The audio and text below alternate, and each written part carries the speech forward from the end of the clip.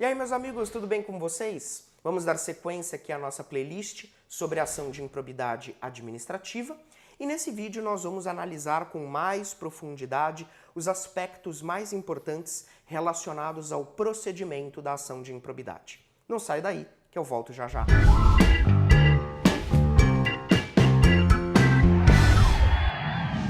Muito bem, galera. No vídeo passado, nós estudamos a questão envolvendo a legitimidade nas ações de improbidade, estudamos tanto a legitimidade ativa como a legitimidade passiva e tecemos algumas considerações sobre o pedido. E agora vamos analisar mais detalhadamente os principais aspectos relacionados ao procedimento da ação de improbidade. Por expressa disposição da Lei 8429, as ações de improbidade elas devem seguir o procedimento comum do Código de Processo Civil. Tudo bem? Então a regra é que as ações de improbidade seguem o procedimento comum previsto no CPC. Só para fazer um alerta, eu quero te lembrar que a ação de improbidade administrativa é anterior ao nosso Código de Processo Civil. Então o que isso significa? Isso significa que é preciso, em diversas passagens, fazer uma releitura da ação de improbidade, tá? Porque ela havia sido construída com base no CPC de 73, no extinto CPC de 73. Então, com o novo CPC e diversas mudanças que ele proporcionou, alguns artigos da Lei de Improbidade precisam ser relidos, ou seja, adaptados à nossa nova realidade. Então, por exemplo, no caso do procedimento comum, não se esqueça que o CPC 2015 não trabalha mais com aquela divisão em procedimento comum ordinário e sumário. Tudo bem? Essa divisão não existe mais. Hoje, o CPC fala tão somente em procedimento comum, ok? Pois muito bem. Falando agora sobre uma disposição muito importante na Lei 8429, é o seu artigo 17, parágrafo 1º. O artigo 17, parágrafo 1º da LIA diz que nas ações de improbidade é terminantemente proibido o acordo, a transação e a conciliação. Então, no âmbito das ações de improbidade, não pode ter acordo, transação e nem conciliação.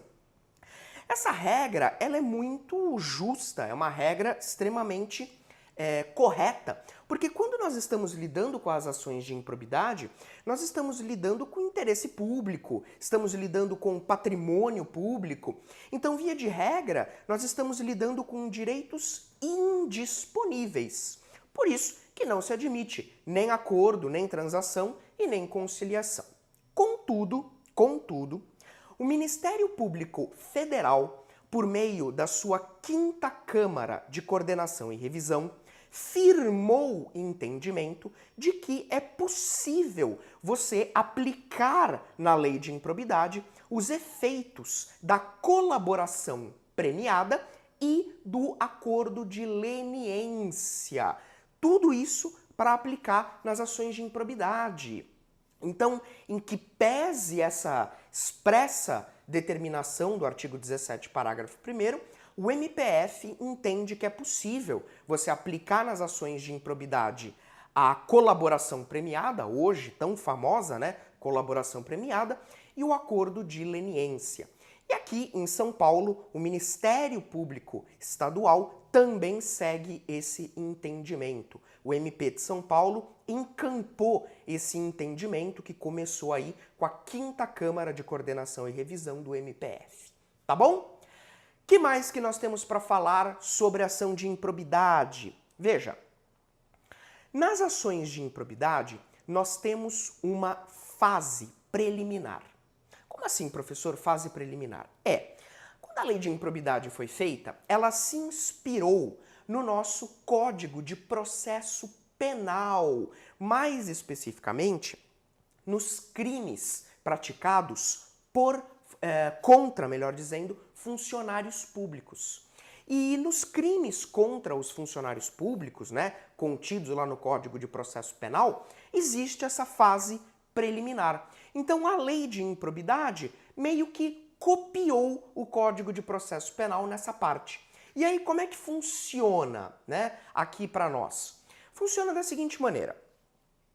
Na ação de improbidade, eu tenho que apresentar uma petição inicial. Até aí, sem nenhuma novidade. Para nós aqui do processo civil, é a petição inicial que retira a jurisdição da inércia. Então, tudo bem. Fiz a petição inicial. Nessa petição inicial, eu preciso anexar documentos que comprovem, ou que pelo menos tenham elementos suficientes de indícios da prática do ato de improbidade. Percebe? Não é que na petição inicial eu já tenho que colocar todas as provas comprovando que houve improbidade. Não, não é isso. A ocorrência da improbidade, ela vai ser trabalhada melhor lá na fase probatória, na fase instrutória. Bom, apresentada então a petição inicial com esses documentos, o juiz ele vai analisar se essa petição inicial está em ordem, tudo bem? Ele vai passar os olhos e vai ver se está tudo ok. Agora, veja, se essa petição inicial ela não estiver em ordem, né, se ela estiver, por exemplo, faltando os documentos, ou se ela não contiver aí, por exemplo, as justificativas pelas quais os documentos não foram juntados, né? O que o juiz vai fazer? Ele vai extinguir o processo sem resolução de mérito. Tudo bem? Então o juiz ele vai extinguir o processo sem resolução de mérito porque a petição inicial não estava em ordem. Então estava faltando os documentos, ou você não juntou os documentos e não justificou, né? Porque pode ser, isso depende muito do caso, que você não tenha tido, você é autor da ação, né? Não tenha tido condições de ter acesso àqueles documentos. Percebe? Por alguma razão. E aí você vai precisar, por exemplo, que o juiz determine a exibição desses documentos, por exemplo. Então você justifica na petição inicial, ó, não estou apresentando os documentos por causa disso, disso e disso.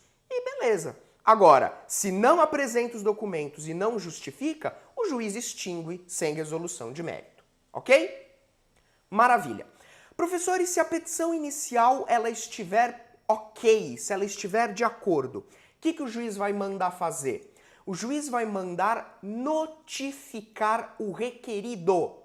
O requerido, ele é o suposto réu da ação de improbidade. É que nessa fase preliminar, ele ainda não é chamado de réu, ele é chamado de requerido, tá?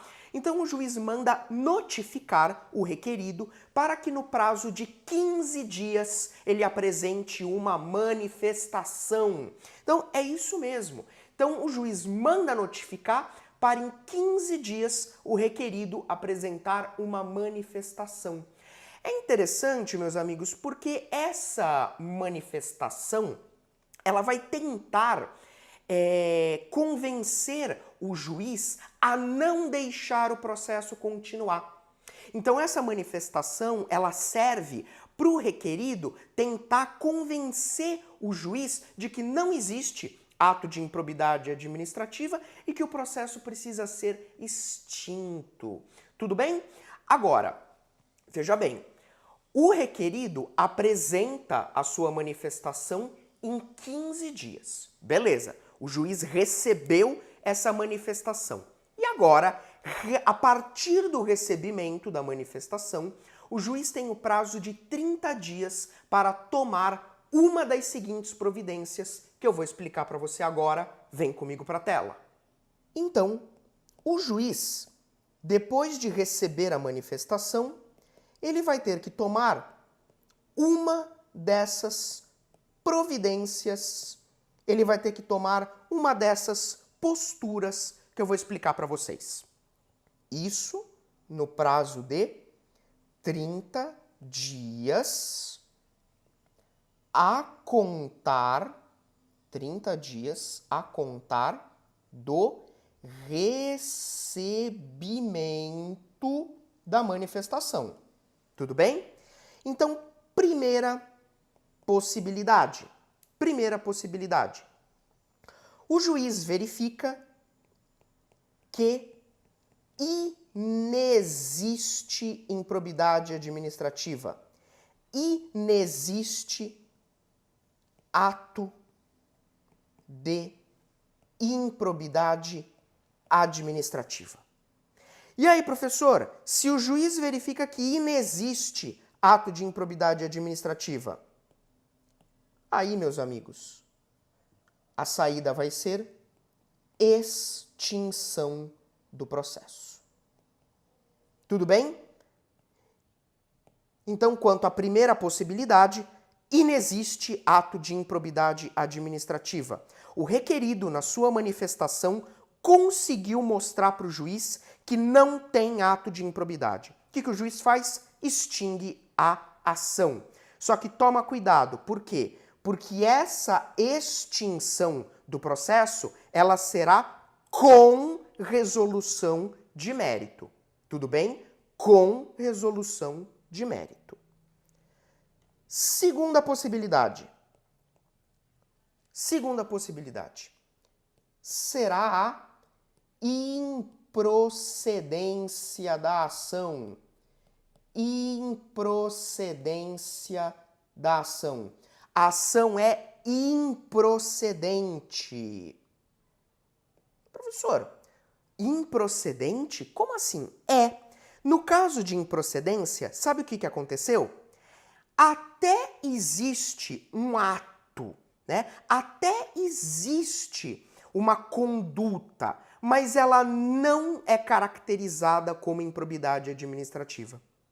Então, essa segunda hipótese, ela é relativamente parecida com a primeira, tá? Na primeira hipótese, não existe ato de improbidade, não existe ato nenhum. O autor da ação viajou, não aconteceu nada daquilo que ele falou. Tudo bem? Aí o juiz extingue com resolução de mérito. Nessa segunda possibilidade de improcedência da ação, você teve uma conduta, você teve um ato praticado, mas ele não se configura como de improbidade administrativa. Nesse caso, nós igualmente vamos ter a extinção do processo. Então, em ambos os casos, nós vamos ter extinção do processo. Aqui, ó, ambas as extinções com resolução de mérito. Tudo bem? Terceira possibilidade.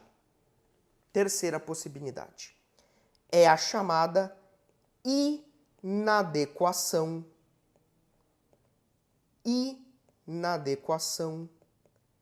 da via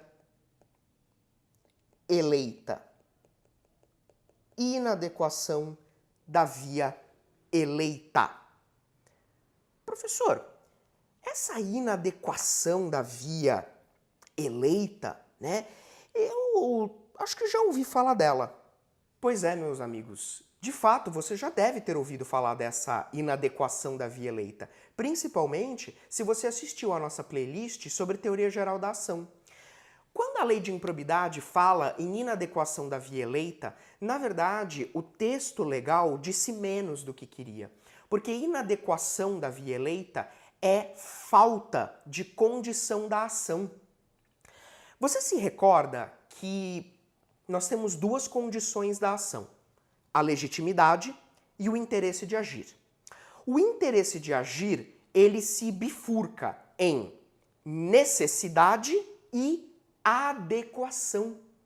Adequação porque eu preciso me utilizar da ação adequada para conseguir o que eu quero. Se você voltar na nossa playlist sobre condições da ação, sobre teoria geral da ação, eu te dou o exemplo. Se eu quero me divorciar, eu não posso entrar com uma ação de interdição. Por quê? Porque eu estou escolhendo a via errada. Se eu quero me divorciar, eu tenho que entrar com uma ação de divórcio. Se eu quero interditar alguém, eu tenho que entrar com uma ação de interdição. E assim por diante. Se eu escolho a via errada, se eu escolho o tipo de ação errada para aquilo que eu quero, está faltando interesse de agir, está faltando uma condição da ação e o juiz vai extinguir o meu processo. Portanto, por que eu disse agora há pouco que o texto legal disse menos do que queria? Porque quando a lei de improbidade fala em inadequação da via eleita, o que ela quis dizer realmente é o seguinte: se houver na ação de improbidade administrativa falta de condições da ação, a ação de improbidade vai ter que ser extinta também, como outra ação qualquer. Então, na verdade, a lei simplesmente colocou inadequação da via eleita. Ela pegou um tipo de carência de ação, mas na verdade ela disse menos. Porque se na ação de improbidade faltar legitimidade e faltar interesse de agir, ela vai ser extinta também. Conseguiu perceber? Então, a terceira hipótese que nós trabalhamos aqui pode ser resumida da seguinte maneira: faltando condições da ação, a ação de improbidade também vai ser extinta. Seja porque falta legitimidade, seja porque falta interesse de agir. Tudo bem? Meus amigos, nesse ponto eu quero trazer para você uma informação muito importante. Eu até gostaria que você fizesse uma observação. Por quê? Porque nós temos a lei da ação popular. E você sabe, eu já comentei, que a ação popular é um dos instrumentos de processo coletivo, ok? E o artigo 19 da Lei de Ação Popular traz uma disposição muito importante que nós vamos aplicar na ação de improbidade. Vem aqui comigo para a tela para eu te mostrar. Se nós formos no artigo 19 da Lei da Ação Popular, esse artigo 19, ele diz o seguinte: se a sentença, veja bem, se a sentença reconhecer carência da ação, ou seja, carência da ação, falta de condições da ação, tudo bem? Ou se essa sentença julgar a ação improcedente, se julgar a ação improcedente, sabe o que deve acontecer? Olha aqui.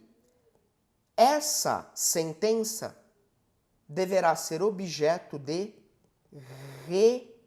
reexame necessário.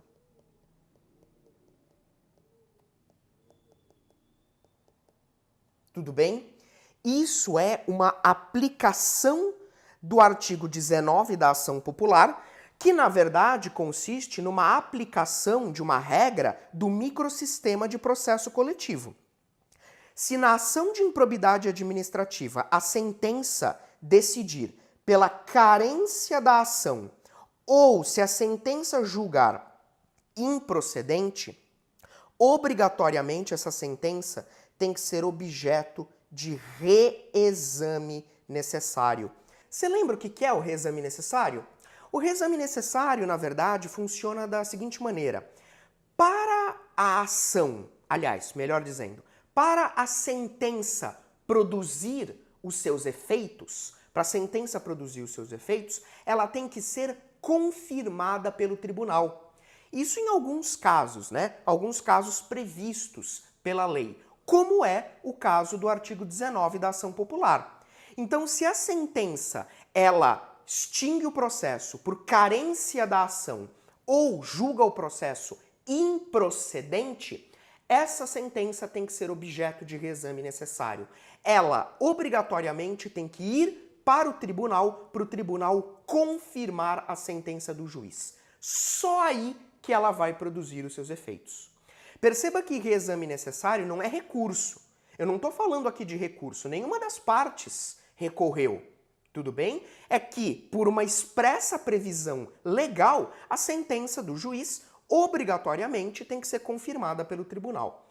Isso vale aqui, meus amigos, como uma forma de proteção ao interesse público. Tudo bem?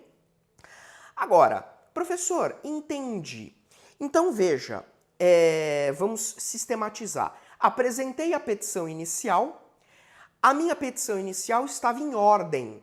Então o juiz determinou a notificação do requerido para que em 15 dias ele apresentasse uma manifestação. Veja, se o requerido apresenta a manifestação e ele consegue convencer o juiz de uma daquelas 3 hipóteses que a gente acabou de estudar, então o meu processo vai acabar sendo extinto. Porém, se o requerido não conseguir na sua manifestação convencer o juiz a uma daquelas 3 situações, então significa que o juiz poderá aceitar a petição inicial.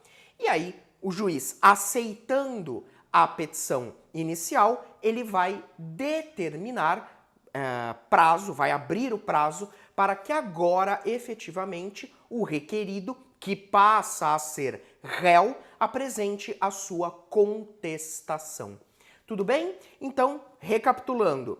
Se o requerido, na fase preliminar, não consegue convencer o juiz a extinguir o processo e aí o juiz recebe a petição inicial, então agora, a partir deste momento, a ação de improbidade começa para valer, ok?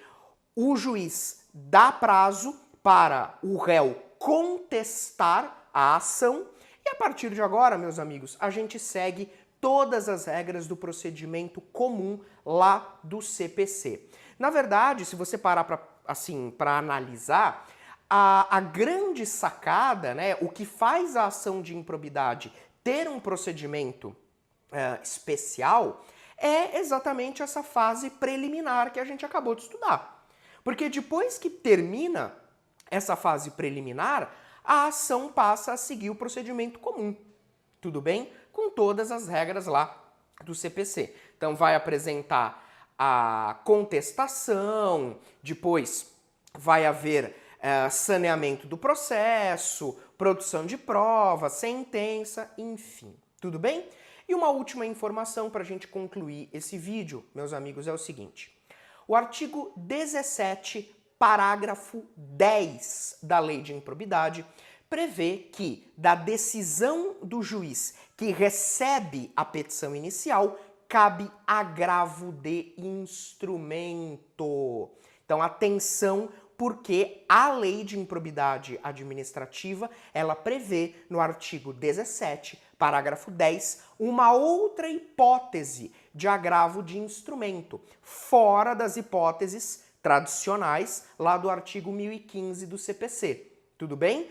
Se você lembrar aí do estudo do agravo de instrumento, né? Inclusive, nós temos aqui uma playlist falando sobre recursos, tem lá o vídeo sobre agravo de instrumento. O que acontece? Não tem problema nenhum uma outra lei prever agravo de instrumento, tudo bem? O próprio artigo 1015, lá no final, deixa essa cláusula de abertura. Então, da decisão do juiz que recebe a inicial, cabe agravo de instrumento. Professor, a título de curiosidade, né? E se, por uma dessas razões, não há a notificação prévia do réu? E se, por um acaso, o juiz ele analisa a petição inicial ela está ok, e o juiz já determina a contestação logo de cara. Ou seja, o juiz não observa essa fase preliminar, ele não manda o requerido apresentar a manifestação. A falta dessa notificação prévia do requerido enseja algum tipo de nulidade? Olha, o Superior Tribunal de Justiça, ele tem entendimento no sentido de que a falta da notificação prévia enseja uma nulidade relativa ao processo. Então, ou seja, se é uma nulidade relativa, então depende aí da prova do prejuízo. O requerido vai ter que demonstrar que a falta dessa notificação gerou para ele algum tipo de prejuízo. Tudo bem? Agora, como é uma nulidade relativa, ela pode ser corrigida, pode ser convalidada sem problema nenhum. Tá bom? Com isso, fechamos aqui o nosso vídeo falando sobre o procedimento, mas nós ainda temos informações para tratar. Te convido para o próximo vídeo, onde nós vamos estudar a sentença e a coisa julgada nas ações de improbidade, tá bom? Se você gostou, por favor, deixa o seu like, se inscreve no canal e ajuda a gente a crescer, tá bom? Abraço e até o próximo vídeo.